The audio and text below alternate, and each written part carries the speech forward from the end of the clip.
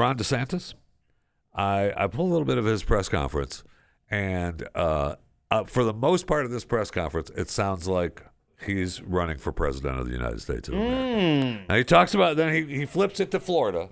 Okay. And being concerned about Florida because that's, his main concern, obviously, as governor of Florida. But, man, for the most part through this, I thought, man, that guy is running for president of the United States of America. And I thought, good.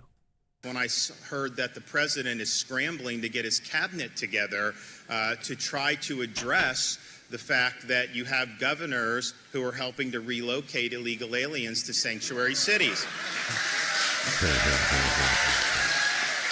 Yeah, they're just helping them out. Yeah. He didn't scramble to get his cabinet together when we had millions of people illegally pouring across the southern border.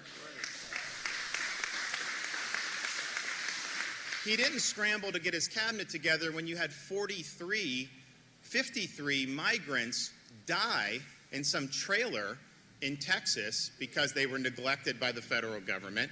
You didn't see him scramble to get his cabinet together when we had Americans that were victimized by criminal aliens that he led across the border. You didn't see him scramble to get his cabinet together when we hit record fentanyl deaths, which that fentanyl is coming across his open border. It's only when you have 50 illegal aliens end up in a very wealthy, rich sanctuary enclave that he decides to scramble on this. And so I think what we are doing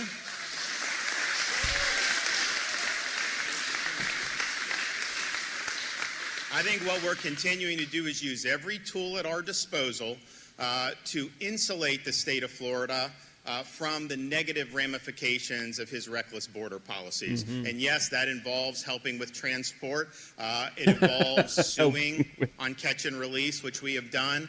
It's involved making sure that contractors are held accountable if they're facilitating this into our state. And we have a statewide grand jury that's looking at different types of practices that may be going on in the state that's exacerbating the problem. And so, the end of the day, this is a massive policy failure by the president.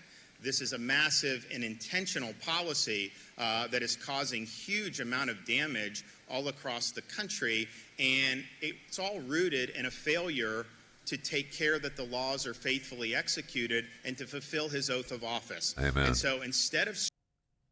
Amen. Yeah, it sounds like a man running for president of the United States. I'm a fan. I wish that we could just bypass all of this and just, I don't know, ask them to leave nicely and send them back to the country. That'd probably work, right? I thought so. Has anyone tried that? I don't know. You don't know? I don't know the answer to that. But I would just say, maybe we get a translator down there and say, tell them, hey, why don't you turn around and go back to where you came from? You think that would do it?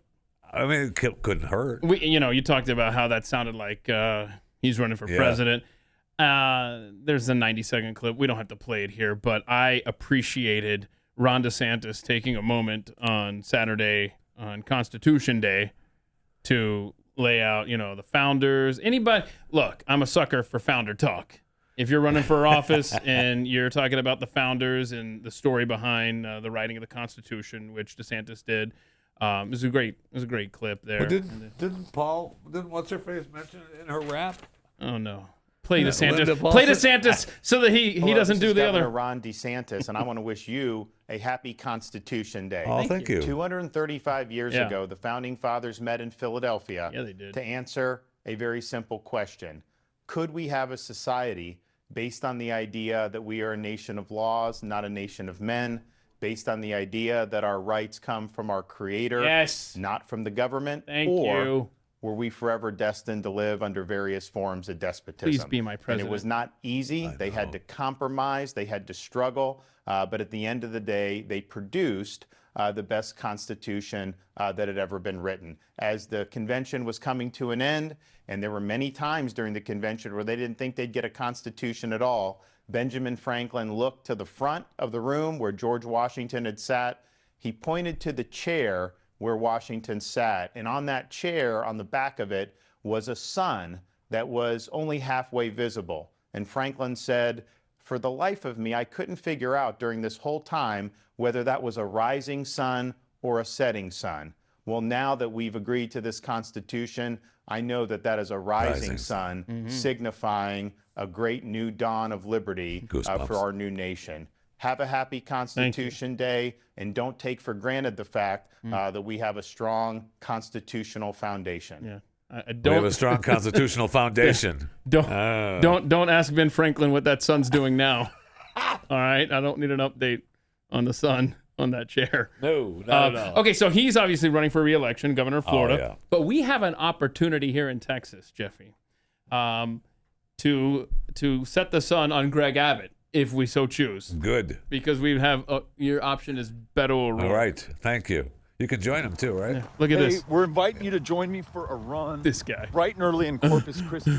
All are welcome. Yeah. We're looking forward to seeing you out. Look at me. See that? I'm a jogger like you. I'm out here in my blue dress shirt. That's awesome. I swear, Fred Flintstone has more variety in his wardrobe than Beto O'Rourke out there awesome. jogging in a long sleeve. Just want you to come join him. Yeah. Come join him Look, for a I'm jog. healthy. I've been off the campaign trail for months because I've been, really sick. But look, I can run now. I'm out here running like you fine joggers. I'm just like you.